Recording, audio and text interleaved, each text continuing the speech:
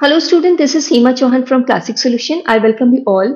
और आज के सेशन में हम लोग क्लास 11 के हॉर्नबिल की poem number 2 the laburnum top written by Ted Hughes को कवर करेंगे। So before proceeding I want to give you a reminder कि अगर आप लोगों ने अभी पोम नंबर 1 अ फोटोग्राफ को रीड ना किया हो तो उस वीडियो का लिंक डिस्क्रिप्शन बॉक्स में है, आप लोग उस वीडियो को जरूर चेकआउट कीजिएगा।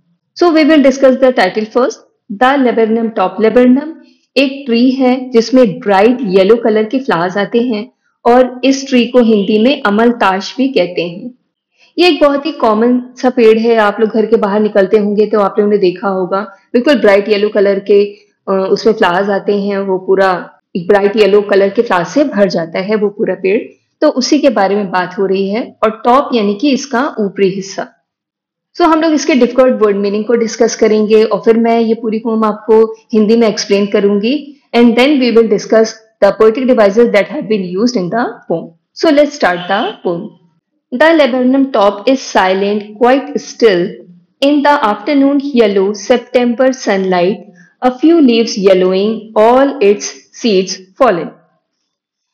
तो पोइट कह रहे हैं कि the laburnum top is silent and quite still, कि लेबरनम ट्री का जो ऊपरी हिस्सा है वो एकदम साइलेंट है, एकदम स्टिल है, बहुत शांति है, वहां पे कोई मूवमेंट नहीं हो रही है। In the afternoon yellow September sunlight, और ये सितंबर का महीना चल रहा है और सितंबर की आफ्टरनून है जहाँ पे सनलाइट जो है वो खिली हुई है। अब ये सितंबर का मंथ है तो ये ऑटम सीजन है। इसमें पेड़ों की पत्तियां जो है वो पीली हो जाती हैं और वो झड़ने भी लग जाती हैं।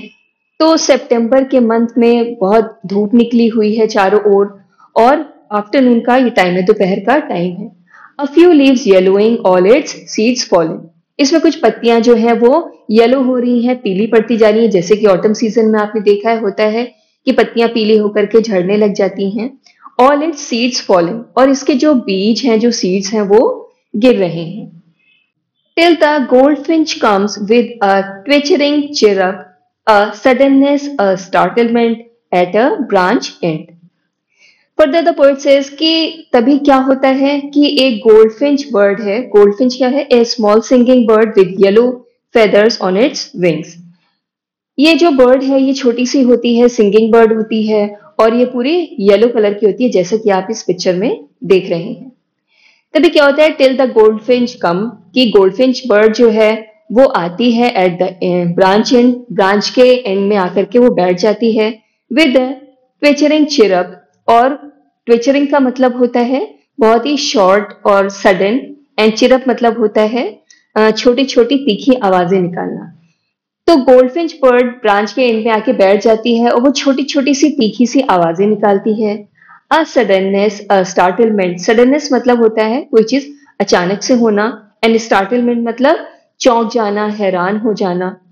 तो जैसे ही वो आकर के बैठती है वो अपनी तीखी आवाज में गाना गाती है और अचानक से ये जो साउंड आने लग जाती हैं उसके गाना गाने की, तो इससे क्या होते हैं कि वहां जो आसपास के जो लोग होते हैं वो एकदम चौंक जाते हैं, वो हैरान हो जाते हैं।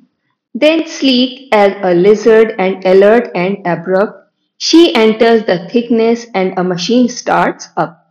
Of chitterings and tremor of wings and trailings, the whole tree trembles and thrills. Sleek मतलब होता है बहुत शाइनी, ग्लॉसी, जैसे कि एक लेजर्ड होती है। अलर्ट मतलब सचेत। एब्रप्ट मतलब होता है अचानक। She enters the thickness, thickness मतलब होता है dense area of the tree, जो बहुत घना होता है, जहां बहुत सारे फ्लावर्स होते हैं, बहुत सारी लीव्स होती हैं।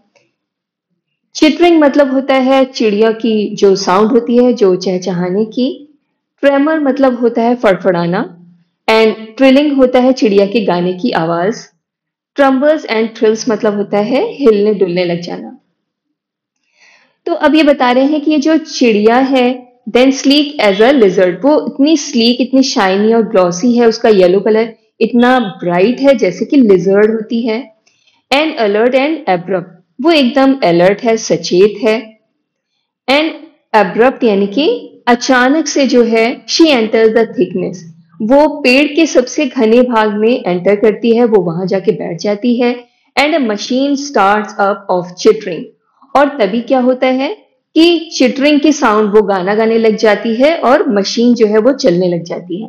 मशीन चलने से मतलब जैसे मशीन चलती है तो एक साउंड जैसी आने लग जाती है, सब काम शुरू हो जाता है। उसी तरीके से जब ये पेड़ पर आकर के बैठती है, चिटरिंग साउंड करती है, तो वो पेड़ भी हिलने डुलने लग जाता है, बिल्कुल वैसे ही जैसे एक मशीन चलने लग जाती है, वो भी वैसे ही काम करने लग जाता है। And a tremor of wings, और साथ ही साथ में जो है विंग्स यानी कि जो उसके पंख हैं वो फड़फड़ाने लग जाते हैं।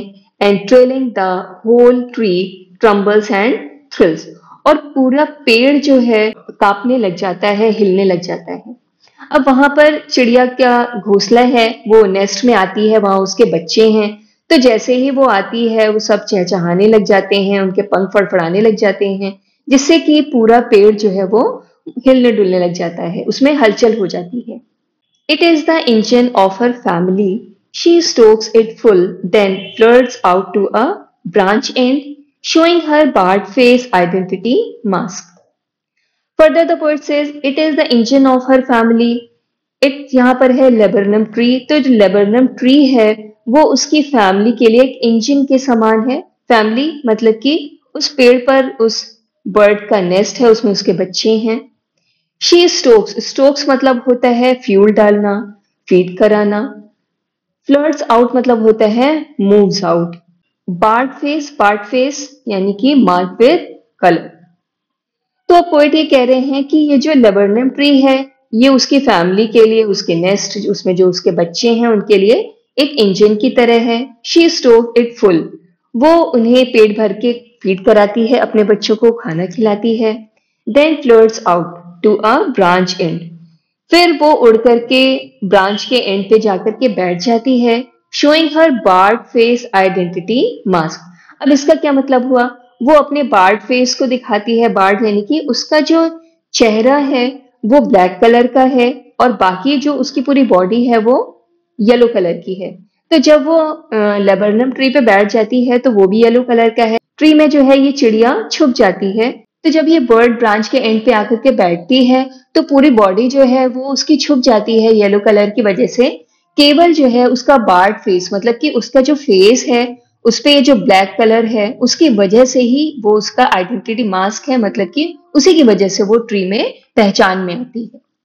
Then with eerie, delicate whistle chirrup whispering, she launches away towards the infinite, and the laburnum subsides to empty. Eerie मतलब होता है स्ट्रेंज, अजीब सी। डेलिकेट मतलब होता है नाजुक।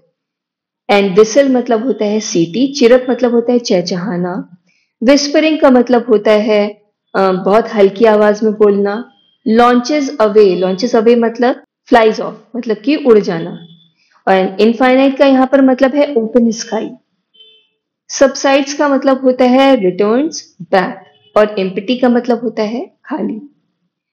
तो पोएट अब ये कह रहे हैं कि then with eerie delicate whistle chirrup whispering, उसके बाद में जो है कुछ अजीब सी, बहुत ही नाजुक सी और सीटी जैसी चहचहाने की आवाजें आती हैं। कभी कभी आवाजें बहुत ही हल्की होती हैं, बहुत धीमी होती हैं। तो इस तरह की आवाजें जो है वो गोल्डफिंच बर्ड करती है। She launches away towards the infinite, उसके बाद में वो ओपन स्काई में उड़ जाती है। And the laburnum subsides to empty, और उसके बाद में जो लेबरनम का जो ट्री है वो वापस से क्या हो जाता है, एकदम खाली हो जाता है, एकदम शांत हो जाता है। तो इसमें बताया कि जो ट्री है वो पहले एकदम शांत था, फिर गोल्डफिंच बर्ड आती है, उसके आने से बहुत सारी आवाजें होती हैं, साउंड्स होती हैं, पूरा ट्री जो है वो हलचल हो जाती है, पूरे ट्री में पेड़ हिलने लग जाता है। और उसके बाद में वो अपने बच्चों को फीड करा करके फिर वो वापस आसमान में उड़ जाती है और जो लेबरनम ट्री है वो वापस से एकदम शांत हो जाता है, एकदम खाली हो जाता है। And now we will discuss the literary devices that have been used in the poem. So stanza 1 में हमें इंजैपमेंट देखने को मिलता है। इंजैपमेंट क्या होता है? जब पोम की एक लाइन बिना किसी पंचुएशन मार्क के एंड हो और वो दूसरी लाइन में कंटिन्यू हो, जैसे कि यहाँ पे हम देख रहे हैं कोई भी पंचुएशन मार्क नहीं है और ये दूसरी लाइन में कंटिन्यू हो रही है, तो यहाँ पे इंजैपमेंट है। इसी तरीके से नेक्स्ट पोएटिक डिवाइस यहाँ पर एलिट्रेशन है। Now what is alliteration? When two or more consecutive words are started with same consonant sound, जैसे कि यहाँ देख रहे हैं सितंबर सनलाइट, तो ये एस साउंड यानी स साउंड यहाँ पर रिपीट हो रही है, यहाँ पर एलिट्रेशन है। सो स्टूडेंट्स, मैं आप लोगों को बता दूं, अगर आप लोगों को नहीं मालूम है कि ये पोएटिक डिवाइसेस क्या होता है, ये figure of speech literary devices क्या होते हैं, तो इसका वीडियो जो है चैनल पे अपलोड है, आप लोग उसे जरूर चेकआउट कीजिएगा। इसका लिंक मैं आप लोग को डिस्क्रिप्शन बॉक्स में दे दूंगी, तो आप लोग जरूर एक बार उस वीडियो को देख लीजिएगा। नेक्स्ट सेंटेंस में हमें अगेन एलिट्रेशन देखने को मिल रहा है। सडन स्टार्टलमेंट, यहाँ पे एस कॉन्सोनेंट साउंड है। इसके बाद में हमें next figure of speech assonance देखने को मिल रहा है। एसोनेंस क्या होता है? जब कोई वॉवल साउंड किसी लाइन में बहुत प्रोमिनेंट हो, चाहे वो किसी वर्ड के बीच में हो, जैसे यहाँ पे आई साउंड जो है बहुत प्रोमिनेंट है, टिल, गोल्डफिंच, विद, ट्विचरिंग, चिरअप, तो यहाँ पे आई साउंड बहुत ही प्रोमिनेंट है, यहाँ पर एसोनेंस है। इसके बाद में अगेन हम यहाँ पर इंजैबमेंट देखते हैं। पहली जो लाइन है वो बिना किसी पंक्चुएशन मार्क के एंड हो रही है, वो दूसरी लाइन में कंटिन्यू है, यहाँ पे इंजैबमेंट भी है। नेक्स्ट स्टैंजा में पहली लाइन में हमें सिमिलर देखने को मिलता है, यहाँ पे एज का यूज हुआ है, यहाँ बर्ड को जो है लिजर्ड से कंपेयर किया जा रहा है। Next metaphor, machine starts up, यहाँ पे मेटाफर है।